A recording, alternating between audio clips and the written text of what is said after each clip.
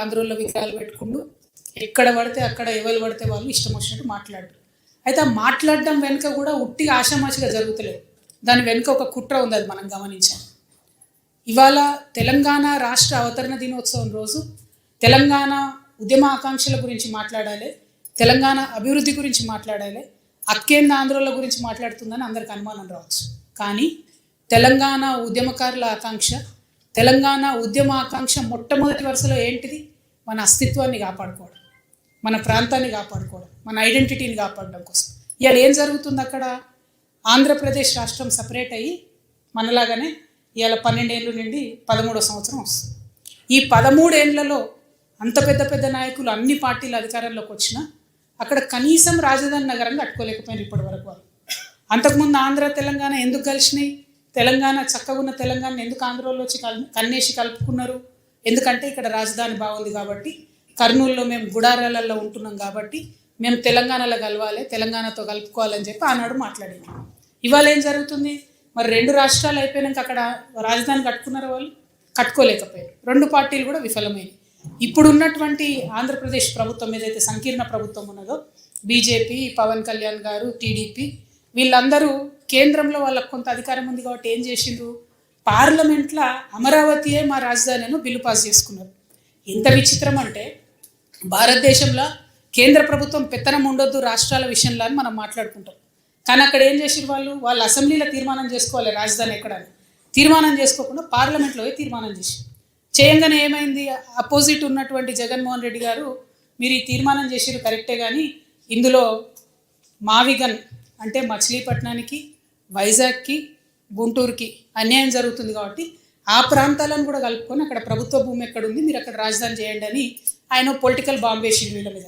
ఏంగానే ఏమైనారే, మేము ఇంత పార్లమెంట్ దాకా పోయి చట్టం చేసుకొని వస్తే ఈ పొలిటికల్గా మనకు లాభం దొరకలేదేంది, దీన్ని కన్ఫ్యూజ్ చేయాలి, ఆగం చేయాలి, ఆంధ్ర ప్రజల అటెన్షన్ డైవర్ట్ చేయాలి అంటే ఏం చేయాలి? తెలంగాణల మీద పడి ఏడవాలి. అప్పుడు ఏమైంది? ఆంధ్ర ప్రజలు మొత్తుకుంటారు, అరే వీళ్ళేంద్ర తెలంగాణ అది ఇదని. సో ఈ అటెన్షన్ డైవర్షన్లు ఏం చేసిండ్రు? ఒకటేమో ఇప్పుడు ఏదైతే capital area development agency authority అని పెట్టుకున్నారో ఆ ఏరియాలో ఈ జగన్ అన్న చెప్పిన మావిగాన్ని కూడా ఇంక్లూడ్ చేసిరు, ఆ ఏరియాను కూడా.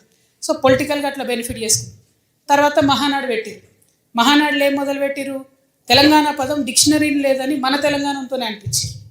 ఇవి మెడకాయ మీద తలకాయ ఉన్నాడు, ఎవడన్నా డిక్షనరీ లేదంటాడా తెలంగాణ పదం? ఏడున్నది తెలంగాణ? రాజ్యాంగం చెప్పింది, భారత రాజ్యాంగం చెప్పి రాష్ట్రం ఇచ్చింది. ఎవడి డిక్షనరీలో, ఆంధ్ర డిక్షనరీలో ఉందా లేదా మాకు అవసరం లేదు. తెలంగాణ ప్రజలు రక్తం మరిగించి ఆత్మాహుతులు చేసుకొని కొట్లాడితే రాజ్యాంగబద్ధంగా పార్లమెంట్లో పాస్ అయ్యి అలా రాజ్యాంగం ఇచ్చింది రాష్ట్రం, రాజ్యాంగం ఇచ్చింది తెలంగాణ. మీ డిక్షనరీలో ఉంటే ఎంత, లేకుంటే ఎంత. మీరు ఏం డిక్షనరీ చదువుతున్నారో మాకేం తెలుసు, మాకు అవసరం కూడా లేదు దాంతో. అదొక మాట అన్నారు. అయిపోయిందా? అయిపోయినాక వెంటనే మంత్రి లోకేష్ గారు ఏమంటారు? మేము తెలంగాణలోకి విస్తరిస్తున్నాం అంటారు. అయ్యా లోకేష్ గారు, ముందు ఇప్పుడు వానాకాలం వస్తూ ఉన్నది. అయ్యా పవన్ కళ్యాణ్ గారు, మీరు రేపు పొద్దుగాలేంది నవనిర్మాణ, తెలంగాణ నవనిర్మాణాన్ని పవన్ కళ్యాణ్ వచ్చి ఇక్కడ సభ పెడతాడు.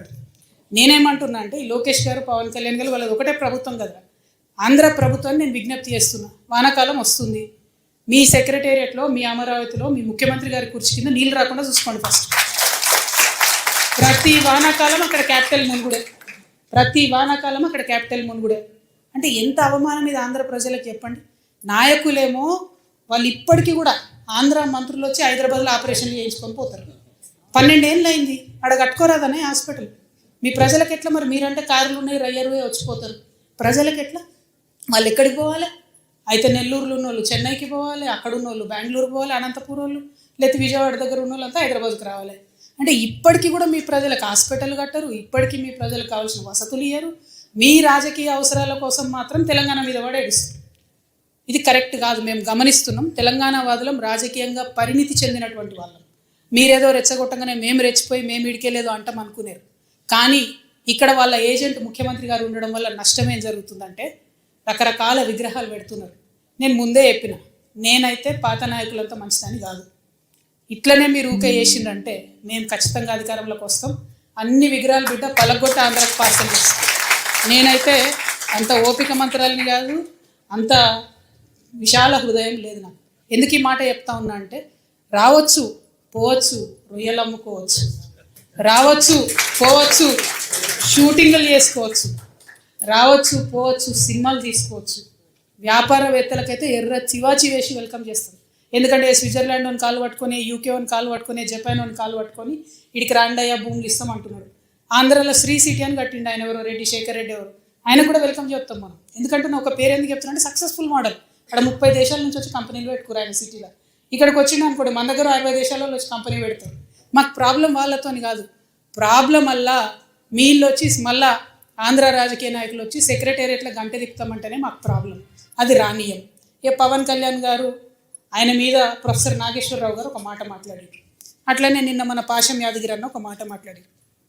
మాట్లాడంగానే ఇక్కడ వాళ్ళ ఏజెంట్ ఉన్నాడు కాబట్టి ఆంధ్ర పోలీసు వాళ్ళు మా మేధావులు ఇంటికి వస్తారు. ఇట్లా చేస్తే మాత్రం ఊరుకోం, క్వశ్చనే లేదు. మాకు అన్ని రైట్స్ ఉన్నాయి, మేము అనుకున్నది మేము ఖచ్చితంగా చెప్తాం.